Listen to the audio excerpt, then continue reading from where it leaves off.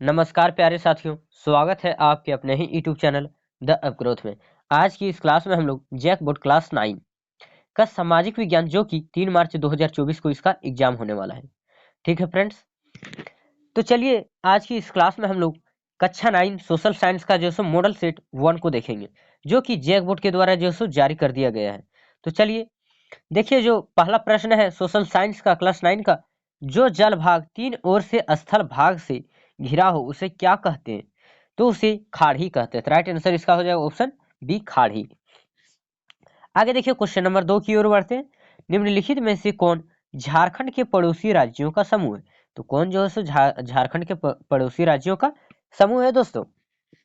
तो बिहार है, पश्चिम बंगाल, उड़ीसा, छत्तीसगढ़ और उत्तर प्रदेश। तो राइट आंसर ऑप्शन ये हो जाएगा। आगे देखिए क्वेश्चन नंबर 3 की ओर बढ़ते हैं। 3 नंबर में पूछा जा रहा है, निम्नलिखित में कौन सुमेलित नहीं है, यानी कौन जो है सो इनसे मिलता जुलता जो सो नहीं है? तो ऑप्शन ए में दिया गया हिमालय, नंदा देवी, सही है। बी में उत्तरी मैदान, खादर, ये भी सही है। सी भारतीय मरुस्थल और बरखान, ये भी सही है। डी प्रायद्वीपीय पठारी और उत्तरी सागर, यही गलत है। तो राइट आंसर ऑप्शन डी हो जाएगा दोस्तों। ठीक है फ्रेंड्स, 3 का राइट आंसर क्या होगा? Option D. आगे देखिए क्वेश्चन नंबर 4 की ओर बढ़ते। निम्नलिखित में से कौन सबसे सघन जनसंख्या वाला प्रदेश है? तो कौन जो सो सबसे सघन जनसंख्या वाला प्रदेश है? तो उत्तरी मैदान। तो राइट आंसर ऑप्शन बी, उत्तरी मैदान। ठीक है फ्रेंड्स, आगे देखिए क्वेश्चन नंबर 5 की ओर बढ़ते। कथन, गंगा नदी में सालों भर जल प्रवाहित होता है। गंगा नदी में जो सो सालों भर जो सो जल प्रवाहित होता है। और कारण में दिया गया है, गंगा नदी हिमालय से निकलने वाली नदी है और गर्मी में हिमालय के बर्फ पिघलने से गंगा नदी को जल प्राप्त होता है। तो इसका राइट आंसर क्या हो जाएगा दोस्तों? ऑप्शन क्वेश्चन नंबर 5 का, तो कथन और कारण जो सो दोनों सही है। तो राइट आंसर ऑप्शन डी, कथन और कारण जो सो दोनों सही है। आगे देखिए क्वेश्चन नंबर 5 की ओर बढ़ते हैं। 5 में पूछा जा रहा है, भारत में नदियों का महत्व किन क्षेत्रों में है? तो किन क्षेत्रों में है? तो सिंचाई के लिए होता है प्रयोग भारत में नदियों का जो है सो सिंचाई में प्रयोग, नौ संचालन में, जल विद्युत। तो राइट आंसर हो जाएगा ऑप्शन डी, इनमें से सभी, उपरोक्त सभी। ठीक है दोस्तों, आगे देखिए क्वेश्चन नंबर 7 में पूछा गया दोस्तों, भारत में मानसून के आगमन के साथ कौन सी ऋतु का आरंभ होता है? तो मानसून के साथ जो सो कौन से ऋतु का आरंभ होता है दोस्तों? तो वर्षा ऋतु का।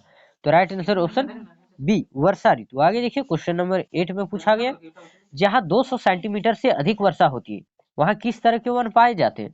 तो वहां किस तरह के वन पाए जाते हैं दोस्तों? तो उष्णकटिबंधीय सदाबहार वन। जहां 200 सेंटीमीटर से अधिक वर्षा होती है वहां उष्णकटिबंधीय सदाबहार वन पाया जाता है।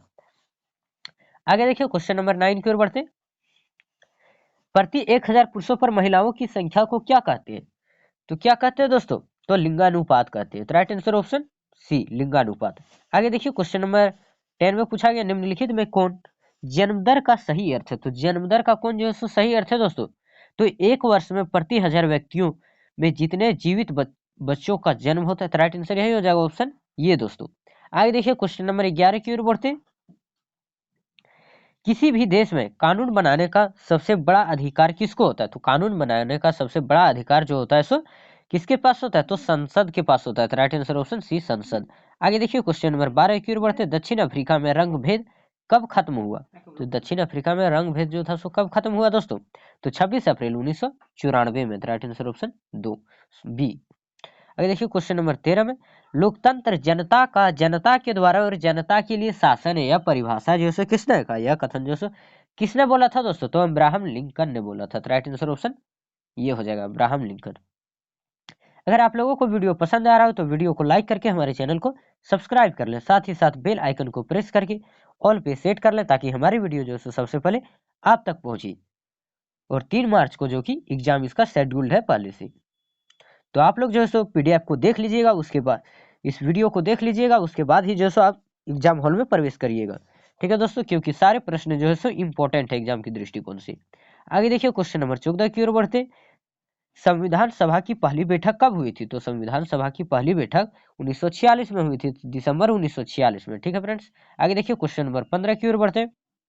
15 में पूछा गया, लोकसभा चुनाव के लिए भारत को कितने निर्वाचन क्षेत्रों में बांटा गया? कितने निर्वाचन क्षेत्रों में बांटा गया? तो 543। तो राइट आंसर ऑप्शन बी, 543।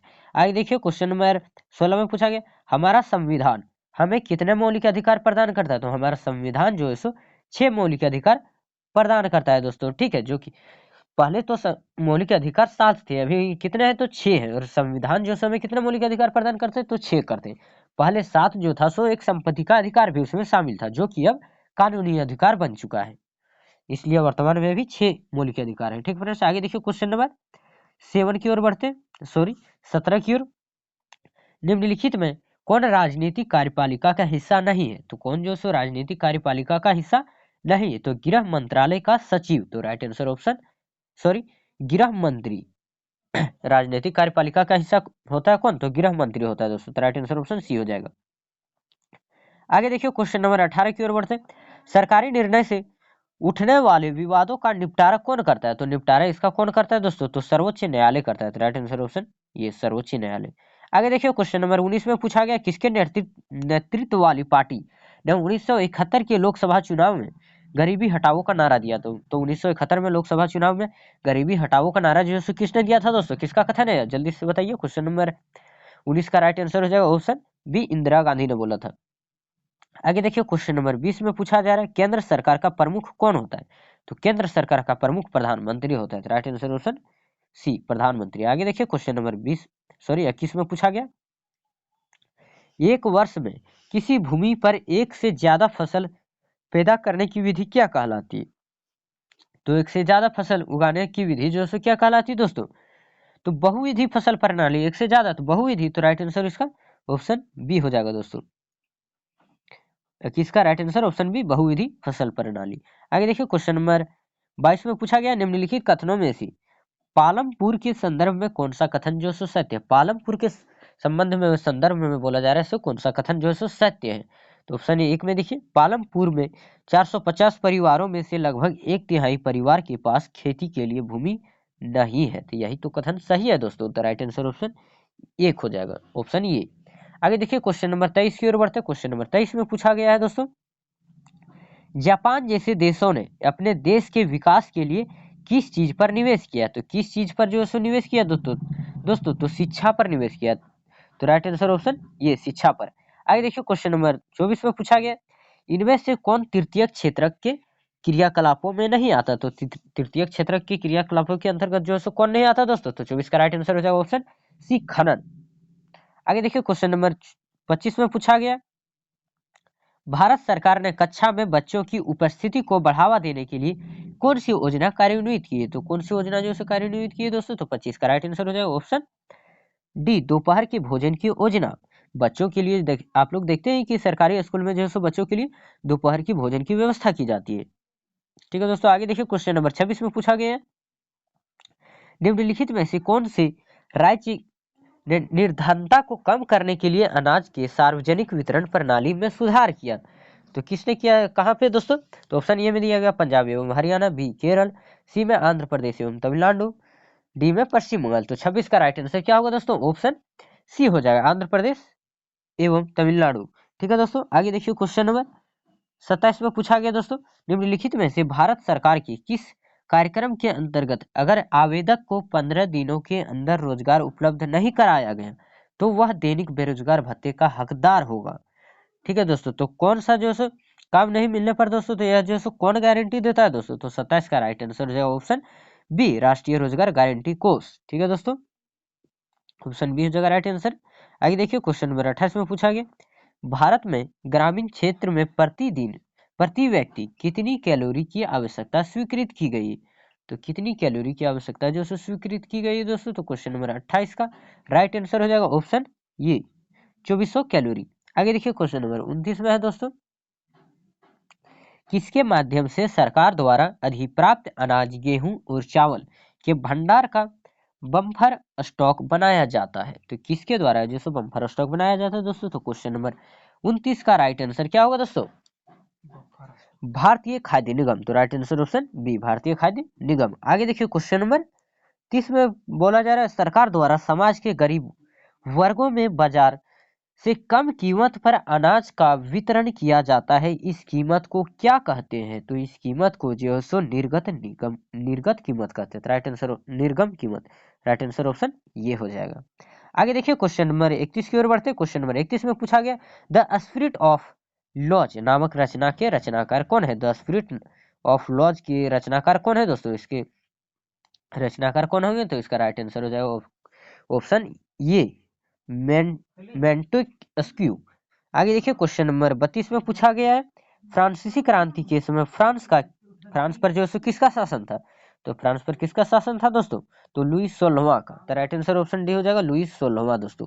आगे देखिए क्वेश्चन नंबर 33 में पूछा गया नवंबर के अपराधी कौन थे। तो नवंबर के अपराधी कौन थे दोस्तों, तो वाइमर गणराज्य के समर्थक थे। तो right answer option C Weimar गणराज्य के समर्थक। आगे देखिए क्वेश्चन नंबर 34 में पूछा गया किसी समुदाय को दूसरे समुदाय से अलग रखना क्या कहलाता है। तो क्या कहलाता है दोस्तों, तो घेटो कहलाता है। तो राइट आंसर ऑप्शन ये घेटो। आगे देखिए क्वेश्चन नंबर 35 में पूछा गया है भारत का प्रमुख वन महानिदेशक कौन था। तो भारत का प्रमुख वन महानिदेशक कौन था दोस्तों, तो क्वेश्चन नंबर 35 का राइट आंसर हो जाएगा ऑप्शन सी ब्रेडिस। आगे देखिए क्वेश्चन नंबर 36 की ओर बढ़ते हैं झूम खेती को किस अन्य नाम से जाना जाता है। तो झूम खेती जो होती है उससे एक जगह से दूसरे जगह, मतलब एक जगह जो है बराबर खेती नहीं होती है।